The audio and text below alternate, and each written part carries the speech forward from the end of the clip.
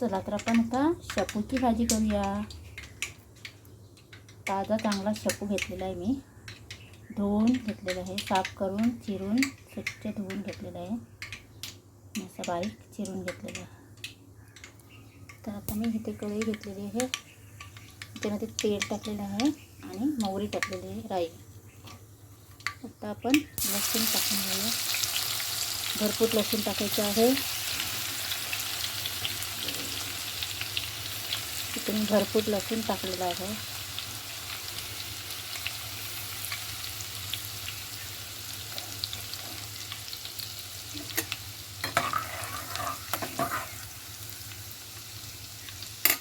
आणि मुगाची डाळ घेतलेली आहे, रात्रभर भिजायला टाकलेली, स्वच्छ धुवून घेतलेली आहे. आणि मिरची घेतली फोडण्यासाठी. तर आता ही आपण मिरची टाकून घेऊया सगळ्याला.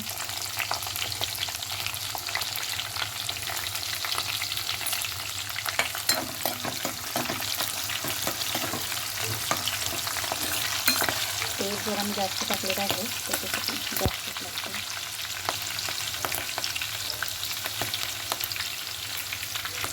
आणि शेंगदाणे घेतलेले आहेत भाजून, त्याचे दाण्याचं कूट केलेलं आहे शेंगदाण्याचं.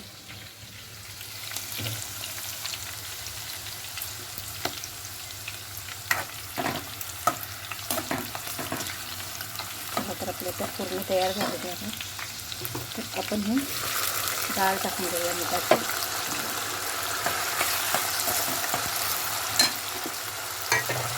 डाळला थोडा तेलामध्ये परतवायचं आहे 5 मिनिटं.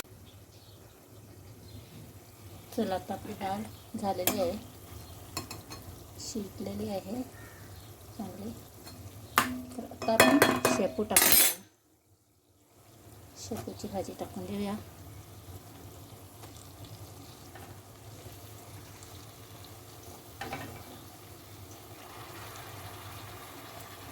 चांगला फ्रेश शेपू आहे.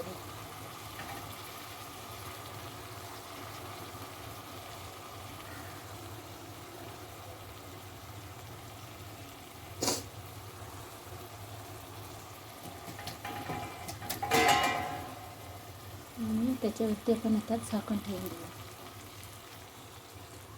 ओके, चला बघा, तिथे आपली शेपू एकदम हिरवीगार दिसते आहे. तर आता आपण त्याच्यामध्ये मीठ टाकून देऊ. चवीनुसार मीठ टाकलेलं आहे.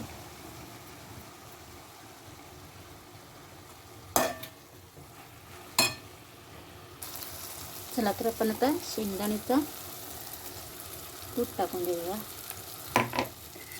आता शेंगदाण्याचा दाण्याचा कूट टाकलेला आहे.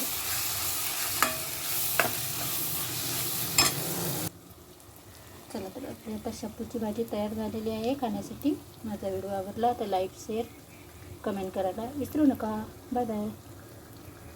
आणि ही भाजी तुम्ही भाकरीबरोबर, भाकरीबरोबर चपातीबरोबर खाऊ शकताय. चला.